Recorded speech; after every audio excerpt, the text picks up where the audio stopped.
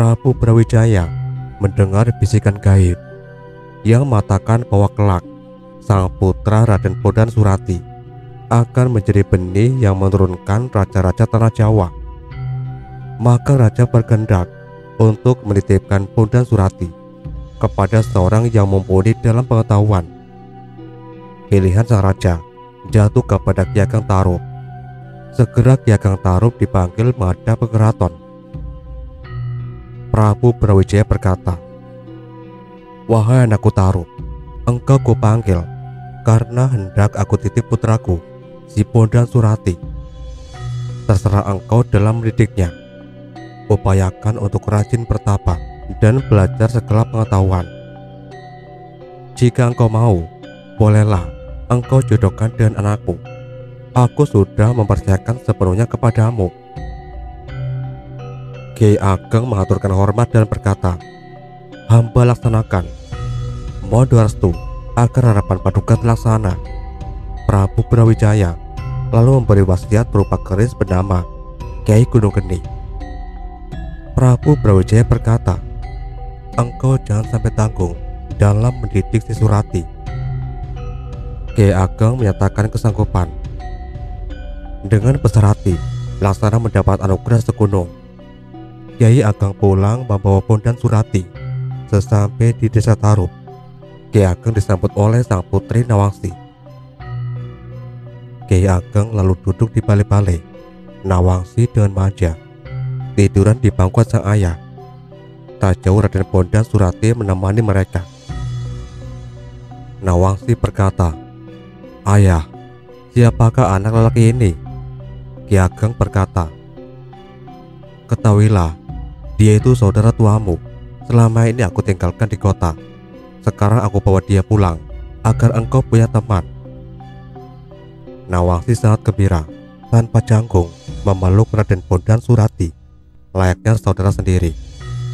Nawangsi berkata, "Kakak, engkau selama ini berada di mana?"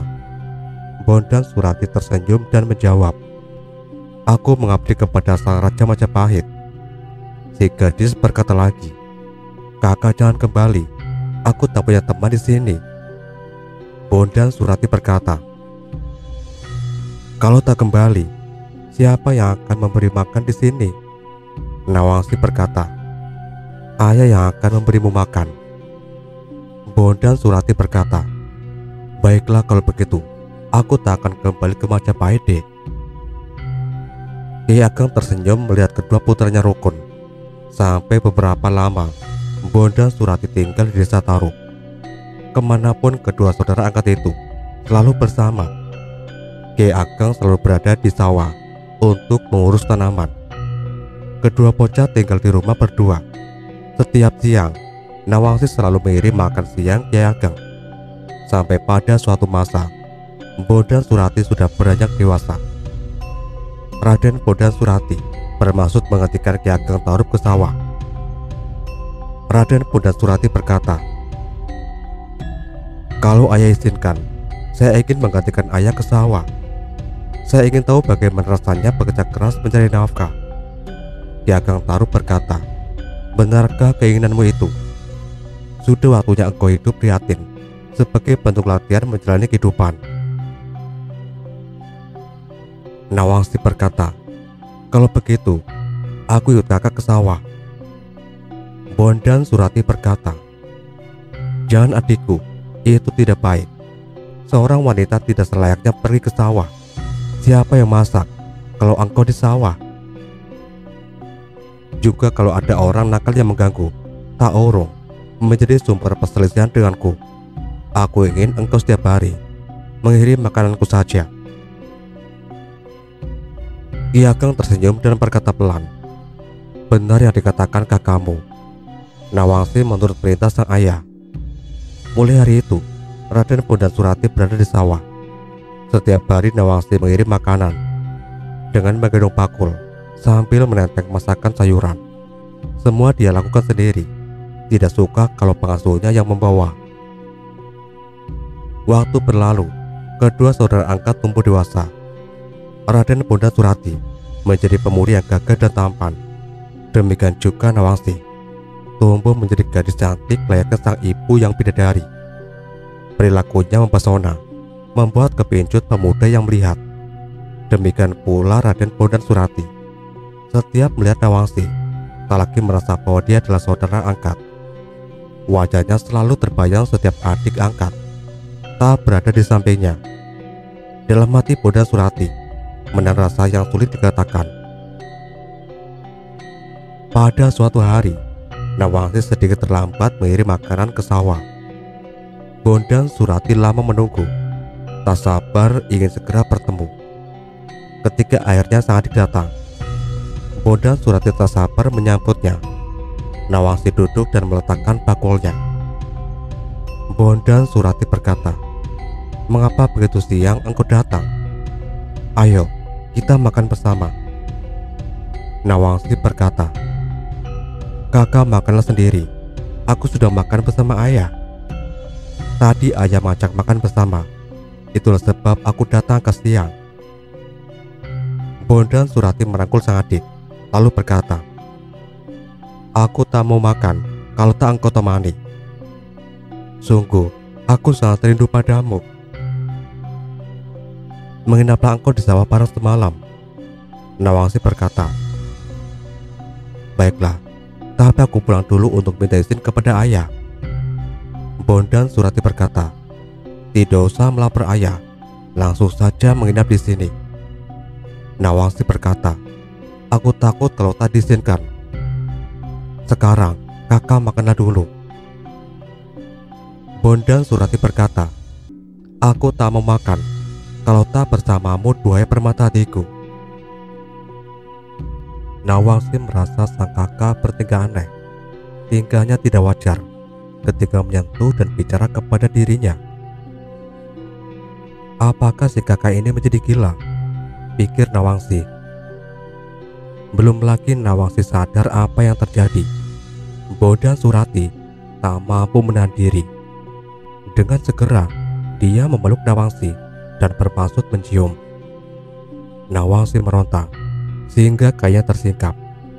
Tampak oleh si Bondan kedua payudara Nawangsi yang seperti rembulan, juga betis yang kilik bersinar. Si Bondan melongo. Nawangsi berhasil lepas dan lari tunggang langgang.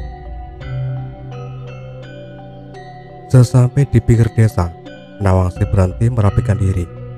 Keringat deras mengucur ke seluruh tubuh. Nawangsi masih terpukul oleh kejadian yang baru saja dialaminya.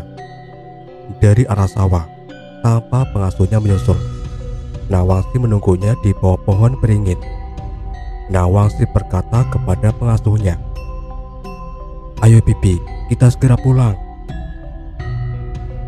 Keduanya lalu kembali ke rumah Taro. Sesampai di rumah, Nawangsi tidak menghadap Ki Ageng, tapi langsung merujuk ke biliknya sendiri. Nawangsi langsung merebahkan diri di peraduan. Dalam diri Nawangsi menyesali kejadian yang baru saja terjadi. Sampai 3 hari kemudian, Nawangsi belum mereda kecewanya. Selama itu pula, Nawangsi tidak mengirim makanan ke sawah. Ki Ageng Tarub tanggap telah terjadi sesuatu atas putrinya, lalu memanggilnya menghadap. Ki Ageng Tarub berkata, "Anakku, ada apa denganmu sampai 3 hari engkau tidak mengirim makanan kepada kakakmu?" Nawangsi tidak menjawab sepatah kata pun, hanya tertutup sambil berlinang air mata. Ki Ageng Tarub menduga Raden Bondan Surati telah bersikap salah kepada putrinya. Kiai memutuskan untuk membuat terang perkara ini dan menceritakan apa yang sebenarnya terjadi. Berkata Ki Ageng Tarub, "Sebenarnya kakakmu itu putra Raja Majapahit. Aku yang disuruh untuk mendidiknya di sini. Juga aku beritahukan kepadamu, sudah kehendak Tuhan, dia akan menjadi jodohmu." Nawangsi semakin tertunduk mendengar ucapan sang ayah. Terbayang sikapnya selama ini kepada Bondan Surati yang seperti kepada saudara sendiri. Dia merasa malu, terlebih bersikap demikian kepada orang lain. Dalam hati Nawangsi sedikit marah kepada sang ayah. yang tidak berterus terang sejak awal. Kyai Ageng berkata lagi, "Sudahlah anakku, sekarang engkau menikahlah dengan Raden Bondan Surati. Sudah kehendak Tuhan, dirimu menjadi wadah dari biji para raja di tanah Jawa kelak. Adapun rasa malumu padanya, jangan diperpanjang lagi. Hiduplah kalian sebagai suami istri. Turutlah kata-kataku ini." Nawangsi sudah tenang dan tidak bisa menerima perjodohan mereka. Kyai Ageng lalu memanggil si pengasuh untuk ditanyai apa yang telah terjadi di sawah. Berkata Ki Ageng Tarub, "Hai pengasuh, katakan apa yang sebenarnya terjadi di sawah agar masalah ini menjadi terang, karena engkau yang menyertai ke sawah." Si pengasuh menjawab, "Mohon maaf Tuan, saya tidak mengetahui. Pada waktu saya datang ke gubuk di sawah, lalu tidur di balik pintu. Saat itu, putri Tuan dan sang kakak masih berbincang. Ketika saya bangun, Tuan Putri sudah tidak ada. Lalu saya bergegas menyusul dan menemukan putri Tuan sedang berada di bawah pohon beringin." Kyai Ageng berkata, "Bagaimana keadaan si Surati yang ditinggalkan di sawah?" Si pengasuh menjawab dengan hormat, "Raden Surati tiduran membujur seperti sedang jengkel. Makanan yang dibawa masih utuh dan tergelar di tempat semula. Maka saya menyimpulkan telah terjadi sesuatu sehingga bergegas menyusul putri Tuan. Lalu putri Tuan saya temukan sedang berhenti di bawah pohon dan terlihat sangat bersedih." Si pengasuh melanjutkan, "Ketika saya tanya ada apa, putri Tuan mengatakan tidak ada apa-apa. Lalu saya katakan bahwa Raden Surati tiduran membujur seperti orang sedang jengkel. Putri Tuan hanya tersenyum sambil mengatakan, 'Sudah, jangan diperpanjang. Nanti kakak bisa dimarahi ayah. Ayo kita pulang, jangan sampai terlihat ada masalah.'" Ki Ageng tersenyum, sudah bisa menduga apa yang terjadi. Kyai Ageng berkata kepada pengasuh, "Pengasuh, engkau pulanglah ke tempat tuanmu. Aku akan menyusul Surati ke sawah." Sementara itu yang sedang kasmaran di sawah, sudah 7 hari Raden Bondan Surati tidak makan dan tidur. Hatinya penuh rasa gandrung kepada sang Dewi Nawangsi. Semua yang terlihat seperti dari gambar. Semua yang terlihat seperti ada gambar Nawangsi di sana.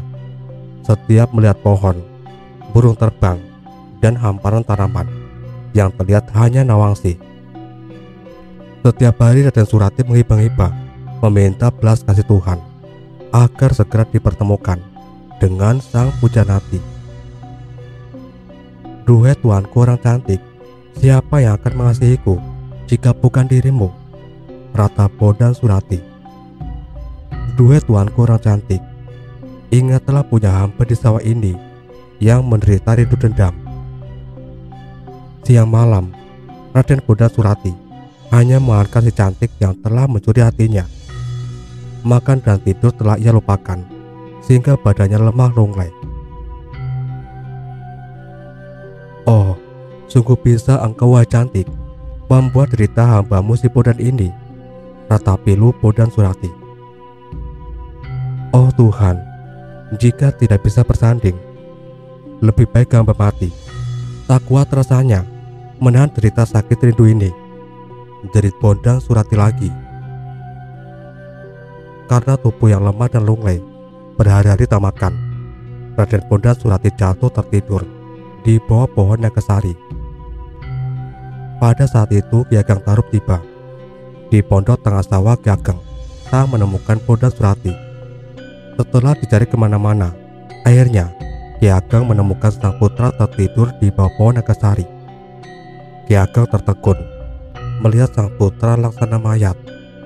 Keadaannya sungguh memprihatinkan. Ki Ageng urung membangunkan ketika melihat Bondan Surati yang telah tertidur pulas, seperti pulasnya orang tidak tidur berhari-hari. Setelah beberapa lama menunggu, Bondan Surati terbangun. Segera sang Raden menyembah dan mencium kaki sang guru. Ki Ageng merangkul dan mencium kening sang putra. Berkata Ki Ageng Tarub, "Dua anakku, jangan diperpanjang engkau prihatin. Aku datang membawa kesembuhan bagimu. Tak beda yang dialami adikmu. Sekarang, ayo kita pulang." Bondan Surati sedikit malu dan tertunduk, tapi hatinya sangat bersukacita, layaknya mendapat anugerah sebesar gunung. Ki Ageng tak samar melihat isi hati sang putra.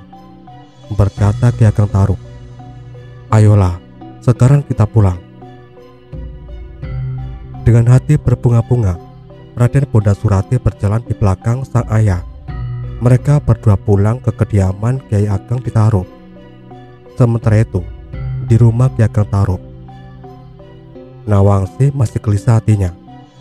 Meski sudah bisa menerima perjodohan dengan kakak angkatnya itu, tapi perasaannya masih campur aduk dengan rasa malu. Dalam hati Nawangsi sedikit menyesali mengapa sang ayah tidak berterus terang tentang Raden Bondan Surati. Sudah dianggap sebagai kakak sendiri, ternyata orang lain. Bagaimana besok aku harus bersikap kepadanya? Oh, rasanya aku tak bisa lagi bertemu dengannya, pikir Nawangsi. Sudah beberapa hari ini, rasa gelisah hati membuatnya tak enak makan dan tidak bisa tidur. Nyai pengasuh kaku hatinya melihat anak asuhnya gelisah tak karuan. Sudah berhari-hari Nawangsi hanya tiduran, seperti penyu bertelur. Nyai pengasuh tak sampai hati mengajak bicara, takut kalau si anak semakin marah. Jadi selama beberapa hari hanya menemaninya saja. Pada saat yang sama, Ki Ageng Tarub telah sampai di rumah. Ki Ageng berkata kepada Bondan Surati, "Tunggulah di sini, aku akan bicara dengan adikmu." Ki Ageng Tarub lalu masuk ke dalam rumah. Nyai Nawangsi kaget, segera memberitahu kepada tuannya. "Ayah Anda telah datang," kata Nyai pengasuh kepada Nawangsi. Nawangsi turun dari peraduan dan menemui sang ayah. Wajahnya tampak masih diliputi rasa malu. Nawangsi mencium kaki sang ayah, lalu duduk tertunduk. Ki Ageng berkata, "Aku memanggilmu karena satu sebab. Aku perintahkan engkau menikah dengan kakakmu, Bondan Surati. Tidak ada lelaki lain yang pantas engkau abdikan dirimu selain kepadanya. Lestarilah kalian menjadi suami istri dunia akhirat." Nawangsi berkata, "Baiklah ayah, saya menurut saja. Namun saya punya permintaan.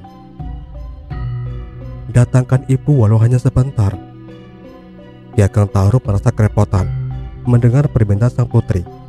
Namun segera teringat peristiwa puluhan tahun lalu. Dahulu, istri bidadari Nawangwulan pernah berpesan, "Kalau anakmu sudah mendapat jodoh, undanglah diriku. Aku ingin melihat suami anakku. Pasti aku akan datang." Ki Ageng Tarub berkata kepada Nawangsi, "Sudah benar permintaanmu. Aku hampir lupa. Ibumu pernah berpesan akan datang kalau engkau mendapat jodoh.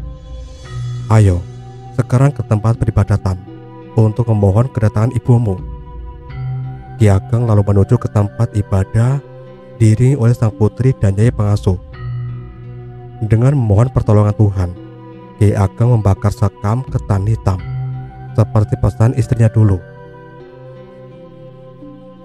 Sementara itu di Kahyangan, bidadari Nawangwulan kaget karena kedatangan asap dari sekam ketan hitam. Nawangwulan berpikir, apakah anakku sudah mendapat jodoh? Dengan bergegas, Nawangwulan turun dari Kahyangan diiringi para bidadari. Tak lama kemudian, sudah sampai di tempat pemujaan Ki Ageng Tarub. Ki Ageng Tarub yang melihat kedatangan sang istri seketika bergetar hatinya. Ingatan romantisme masa lalu bangkit miris hati. Sang istri masih cantik dulu. Terdorong rasa rindu yang tak terperi, Ki Ageng mendekati Nawangwulan, hendak memeluknya.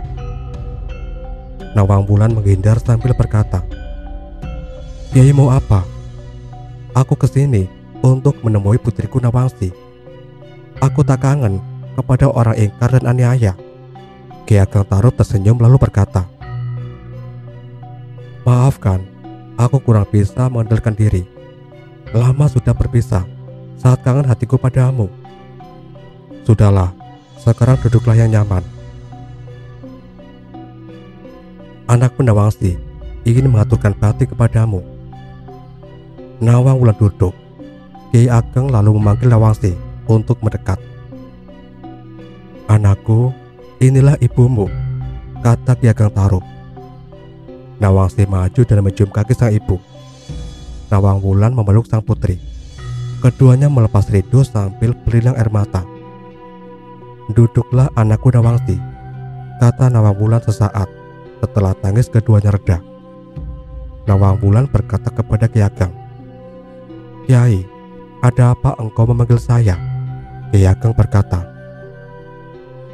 sebab engkau kupanggil karena sekarang jika engkau setuju, anakmu Nawangsi akan kunikahkan. Sudah ada jodohnya, yakni putra Raja Majapahit. Itulah yang kupilih. Namanya Bondan Surati. Nawang Wulan berkata, aku sudah menyaksikan anak itu. Dia adalah benih dari raja-raja tanah Jawa. Nawang Wulan lalu beralih ke sang putri. Anakku, bagaimana kehendakmu?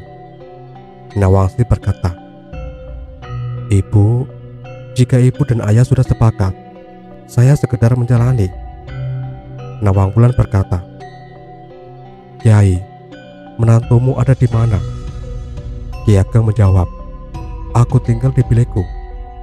Wahai pengasuh, panggillah anakku si Bondan Surati atau Bondan Kejawan.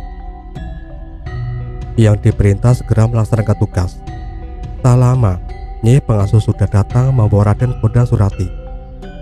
Nawang Wulan berkata manis, anakku Bondan Surati, aku titipkan adikmu. Banyaklah memberi maaf jika dia bersalah. Manjakan seperlunya dan kasihilah karena dia jauh dari ibunya. Raden Bondan Surati menyatakan sanggup. Nawang Wulan berkata lagi, anakku Nawangsi, jangan khawatir dalam hati. Semua kehendak suamimu turutilah. Nawangsi berlinang air mata. Duduk tertunduk tak berkata sepatah kata pun. Hatinya sangat galau karena sang ibu akan segera meninggalkannya. Nawangsi menubruk sang ibu dan menangis di pangkuannya. Sangat khawatir akan segera ditinggalkan karena rasa rindunya belum terobati. Belum puas merekuk kasih sayang sebagai seorang anak, Nawang Wulan pun tak mampu berkata-kata untuk beberapa saat. Sejenak kemudian, Nawang Wulan berkata, anakku Nawangsi, janganlah menangis, terimalah takdirmu, karena aku tak bisa hidup seperti manusia lagi. Tinggallah engkau di dunia yang rukun dalam berumah tangga. Aku minta pamit kembali ke tempatku. Kiai, kita berbagi selamat. Aku akan pulang. Kiai berkata pelan, jangan dulu engkau pergi Dinda. Tunggulah barang 7 hari lagi. Apakah engkau tidak ingin menyaksikan kedua anakmu menjalani rumah tangganya? Nawang Wulan melirik. Sudah paham kehendak Ki Ageng Tarub. Ketika Ki Ageng mendekat, hendak memeluk, Nawang Wulan waspada. Segera Nawang Wulan menghilang. Ki Ageng Tarub tertegun. Lama tak bisa berkata-kata. Sementara Nawangsi terjatuh pingsan. Raden Bondan Surati membawa sang istri ke biliknya. Ditunggu sang istri sampai bangun. Tak henti, Bondan Surati merayu dengan kata-kata manis agar sang istri segera pulih. Di tempat peribadatan, Ki Ageng Tarub tak mampu menyembunyikan kesedihan. Lama tak bertemu sang istri, kini dia harus hidup sendiri lagi. Kedatangannya sang istri tak mengobati rindu, justru mengorbankannya. Ki Ageng Tarub merasa sungguh istrinya telah berbuat aniaya. Duhai orang cantik, mengapa engkau memberi rasa sakit berkepanjangan? Mengapa tak sekalian membunuhku? Ratap Ki Ageng Tarub.